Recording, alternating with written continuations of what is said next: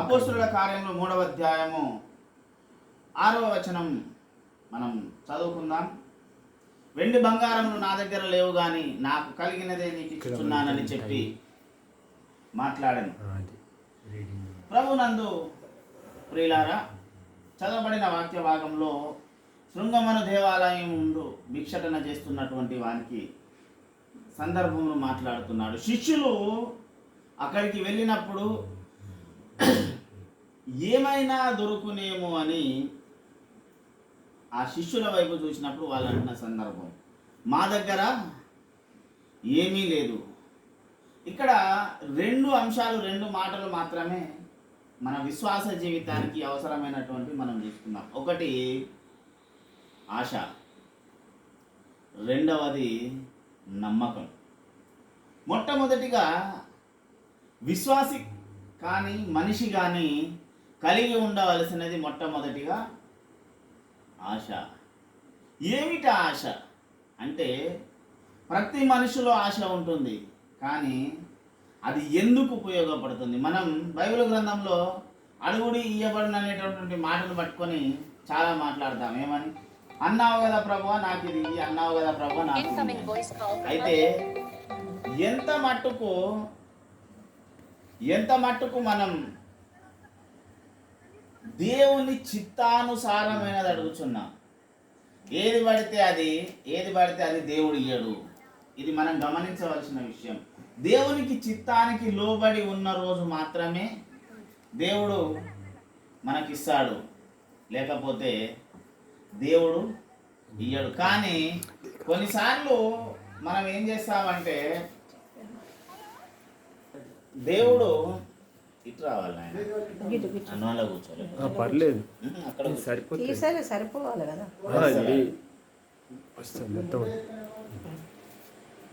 Praise the lord. అయితే దేవుడు ఆశ కలిగినటువంటి వారికి అది వారి ఆశను చూచి ఇవ్వడము దేవుడు కోరుకుంటున్నటువంటిది. ఏమో ఆశ కలిగి ఉన్నాడు, ఏమడుగుచున్నాడు? చాలా నాయన ఉన్నట్టు నాకు ఏం దుర్నీతి బంధకాలు ఎందుకున్నాడు? ఆయన ఏమనుకున్నాడంటే, ఆయన ఆశ తప్పు కాదు. అక్కడ ఎందుకు చెప్తున్నా అంటే, ఆశ అనే దాని గురించి చెప్పాను కనుక చెప్తున్నాను. ఆశ ఆయన తప్పు. ఆయన ఏమనుకున్నాడు? శిష్యుల్లాగా అయినా కూడా దేవుని కొరకు మహిమా కార్యాలు చేయాలనుకున్నాడు. కానీ ఆయన గురువుడు తెలియదు.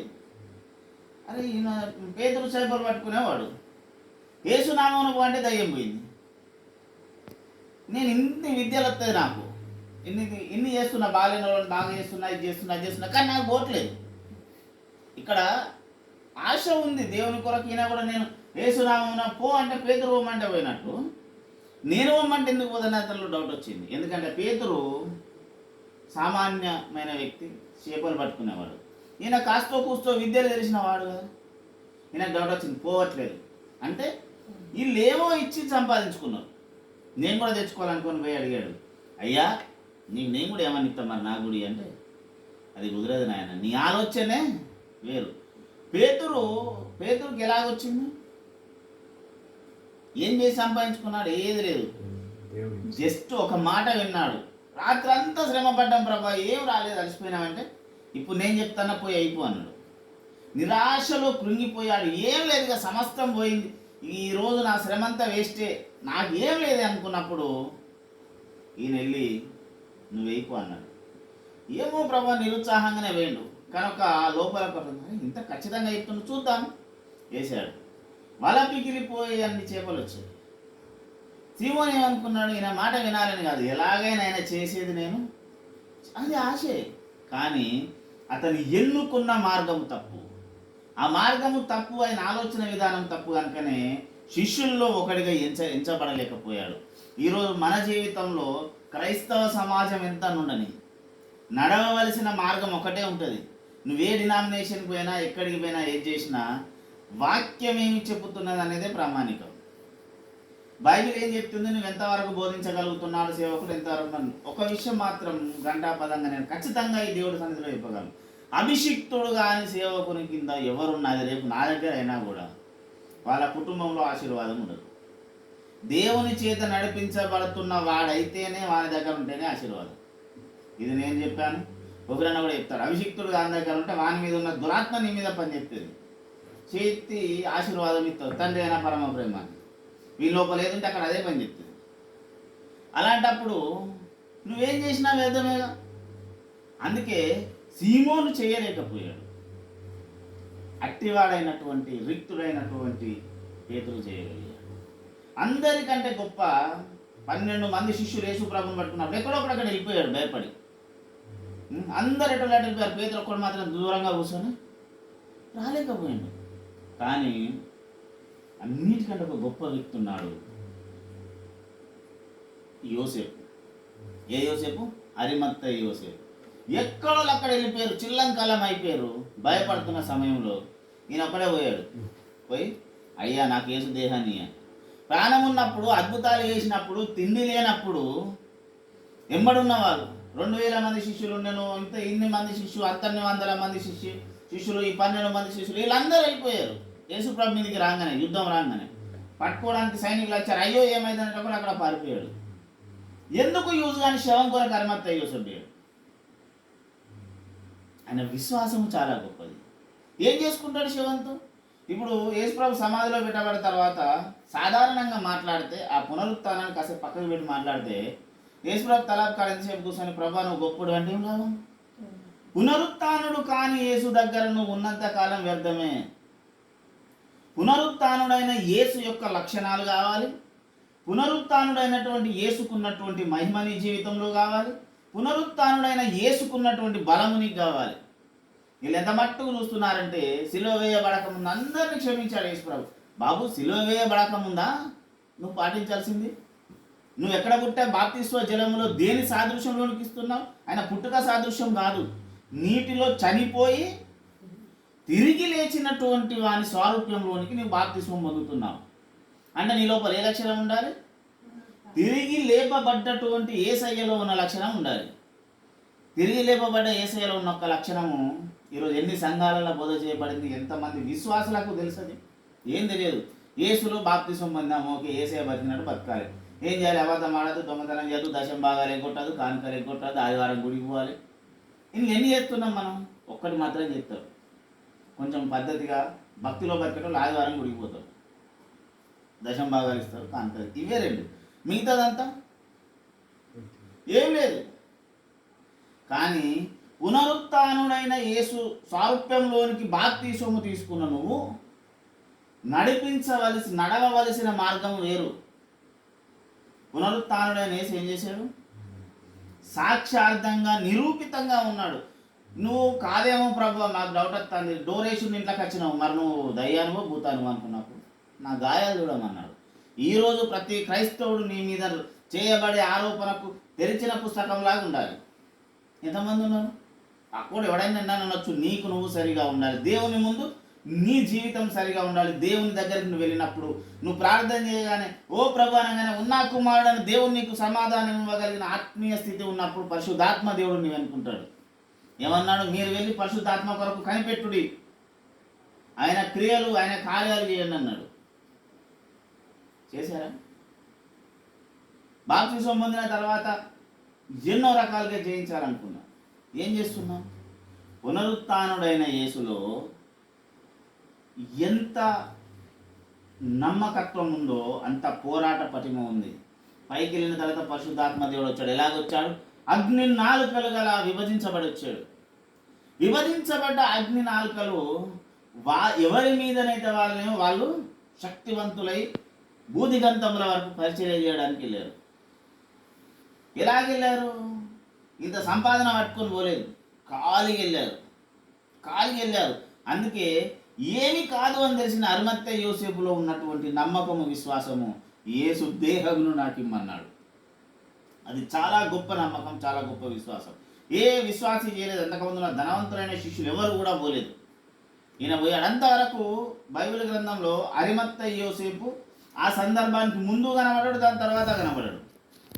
ఒక్కటే కడ కనబడతాడు. ఏమని? అయ్యా నాకు యేసు దేహము నిన్న. ఏం చేసుకుంటాడు? నేను అదే తీసుకుపోయి ఇచ్చేయిపోయి ఏం చేసుకుంటాడు? కానీ ఎన్ని బంధకాలలో బంధించినా, ఎంత కావలి పెట్టినా అరిమత్త యోసేపు సమాధి చేసినటువంటి యేసు దేహము సమాధిలో లేదు. ఎందుకు శిలువ మీద ఉంటే మాయం కాదా మరి? దేవుడు లేవాడా? కానీ దేవుని ప్రణాళికను నెరవేర్చగలిగినటువంటి ధైర్యవంతుడు ఆ క్లిష్ట పరిస్థితిలో అరిమత్త యోసేపు ఒక్కడే. విశ్వాసిగా మనం ఎప్పుడు నిలబడాలి అంటే, ప్రతిసారి నేను అనే కంటే దేవుడు ఒక సందర్భాన్ని నీ ముందుకు తీసుకొస్తాడు. సత్యము కొరకు, నా నామం మహిమ కొరకు ఇది చేయాలనుకున్నప్పుడు గప్పు నిలబడ్డవాడు గొప్ప. నేను క్రైస్తవులను ఇది చేశాను అది చేశాను ఏమన్నది ఏం చేయాల్సిన అవసరం లేదు.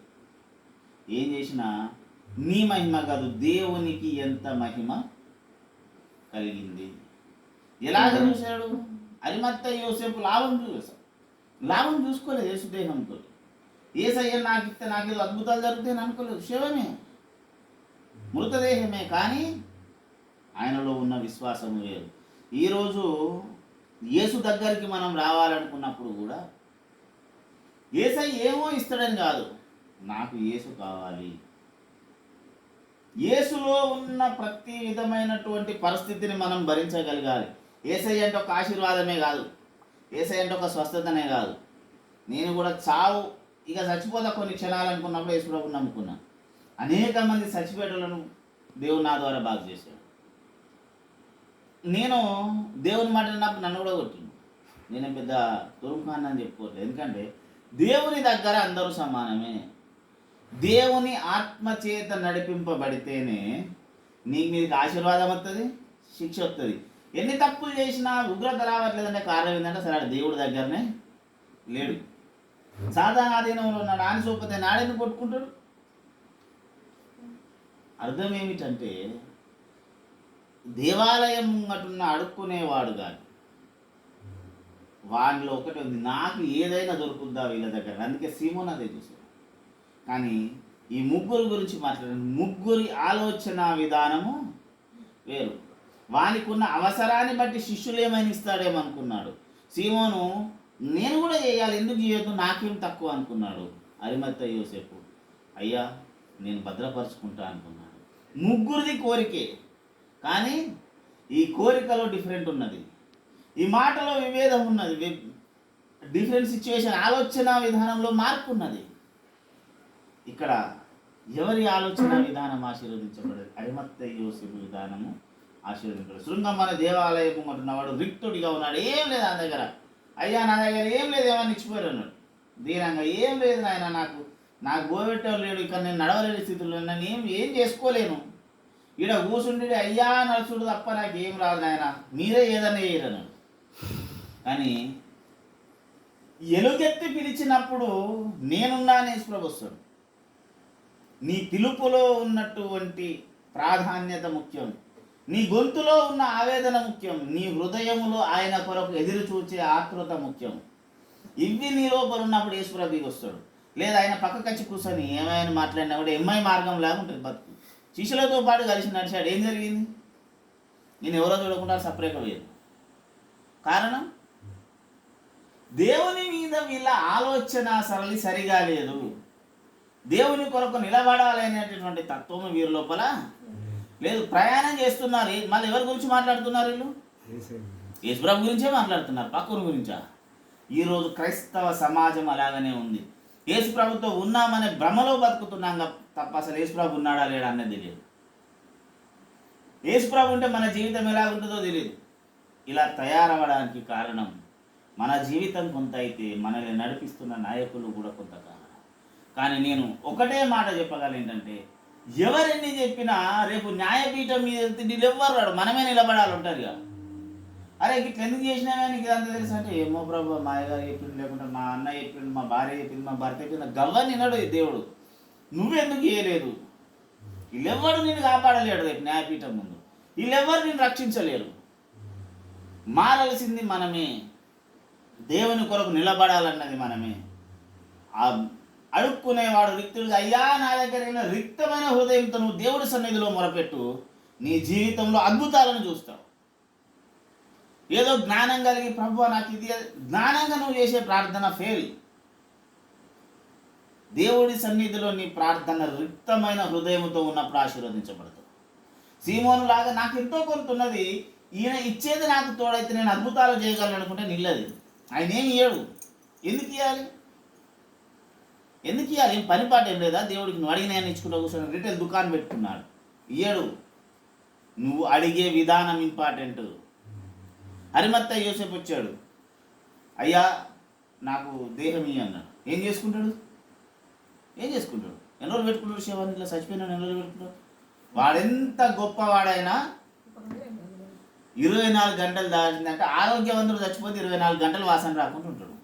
కొంచెం సిక్ అయినోడో యాక్సిడెంట్ అయినోడో అయితే 12 గంటలకే వాసన వస్తుంది, అందరు ముక్కు మూసుకొని పడేది కాదా? అంత నీచమైనటువంటి శరీరము దేవుడు దానిని తన మహిమ కొరకు ఒక అద్భుతంగా మార్చాడు. ఆ అద్భుతమైనదే ఈ దేహము, అద్భుతమైనదే ఈ రూపం. ఆయన స్వరూపము పోలిక రెండు ఎట్ ఏ టైం నువ్వు దేవుని కొరకు పనిచేయాలి. ఈ రెండింటి ఏది పని చేయకపోయినా నువ్వు దేవునికి అవసరం లేదు. ఇది చాలా తప్పు అంటారు. ఎందుకు అవసరం లేదండి? ఇట్లా అన్నారని నా మీద చాలా మంది అన్నాను. అవసరం లేదు. ఎందుకు? ఆయన పని లేక నీకు ఆయన రూపం ఇచ్చి పోలికిచ్చి అన్ని ఇచ్చి నేను ఇట్లా ఉండమన్నాడు. ఏం చెప్తున్నావు? నీ ఇష్టం వచ్చిన నువ్వు అంటున్నాడా? ఆయనకు ఏం అవసరం? ఒకటే చెప్తున్నాను, ఈ రాత్రికాల సమయంలో దేవుడు మనతో మాట్లాడుతున్న ఒకటే మాట ఏంటంటే, ఏమి ఆశ కలిగి ఉన్నాం మనం? ఆ ఆశ ఎలాంటిది? ఆశ కలిగి ఉండడం అందరికీ అవసరమే, అందరు ఉంటారు. కానీ ఎలాంటి ఆశ, ఎలా కలిగి ఉన్నావు, ఏం చేయడానికి నువ్వు ఆశ కలిగి ఉన్నావు, దేని కొరకు ఆశ కలిగి ఉన్నావు అనేది ఇంపార్టెంట్. ఈ ఆశ మన జీవితంలో సరిగా ఉన్న రోజు మాత్రమే, మన రోదన దేవుణ్ణి మనము పిలిచే పిలుపు, మనం అడిగే విధానం సరిగా ఉంటేనే దేవుడు మన జీవితంలో అద్భుతాలు చేస్తాడు. అప్పుడు మాత్రమే మనం దీవించబడతాం. కనుక అలాంటి హృదయమును కలిగి మనం దేవుని కొరకు నిలబడదాం. ప్రార్థన చేసుకుందాం. సర్వాధికారమైన మా దేవా, నీకు వందనాలు. విన్న వాక్యము సైతాన్ని ఎత్తుకోకుండా నీరుకట్టి ఫలింపచేయండి. మంచి నీళ్ళలో పడ్డ విత్తనం నూరంతలు ఫలించినట్లు నా మా అందరి జీవితాల్లో ఫలించే కృపను దయచేయండి. నువ్వు తోడైండి, నీ చిత్తానుసారంగా నడిపించండి ప్రభా. మేమందరము కూడా ఏమి కలిగి ఉన్నామో, దేవుని కొరకు దేని కొరకు ఆశ పెట్టుకుని ఉన్నామో, ఏం చేస్తున్నామో అది మేము ఎరిగి దాని ప్రకారం మేము బ్రతికే కృపను దయచేయండి. 3 సాదృశ్యాలు చూసాం. వీటిలో మేము ఎక్కడ ఉన్నాము ఏంటని మరలా మేము దీన్ని నెరవేర్చుకొని నీ కొరకు బ్రతికే కృపను దయచేయండి ప్రభా. గృహ నివాసులు అమ్మ కొరకు ప్రార్థిస్తున్నాను. అమ్మని దీవించండి, సంపూర్ణ స్వస్థత ఆశీర్వాదం దయచేయండి ప్రభా. ప్రేమ బాబును కూడా దీవించి నీ కృపలో భద్రపరచండి. ఆంటీ గారిని, మనవరాన్ని నన్ను దీవించండి, నీ కృపలో భద్రపరచండి. నీ కోరిక నీ మహిమార్థమే వాళ్ళు దీవించమని ఇక్కడ పనిచేస్తున్నటువంటి ప్రతి చీకటి శక్తుల ప్రభావం యేసు నామమున బంధిస్తూ నువ్వే తోడండి, కాపాడమని యేసు నామమున ప్రార్థించి అడిగి వేడుకుంటున్నాము తండ్రి. ఆమేన్. తండ్రి అయిన పరమ ప్రేమ రక్షకుడైన యేసునాథుని కృప, పరిశుద్ధాత్మ దేవుని శాశ్వత ఆశీర్వాదం సన్నది ఇది మొదలుకొని క్రీస్తు రెండో రాకడ పర్యంతం వరకు మనందరి జీవితాలకు మెండుగా తోడైనను గాక. ఆమేన్. యేసు రక్తమే జంతుల రక్తమే జం ప్రవేశనానికి సంపూర్ణ విజయకరమైన అపవాదికి అని క్రియలకు అనంత కోటి నాశనం కలుగును గాక. Praise the lord. అందరికీ వందనాలు. Praise the lord.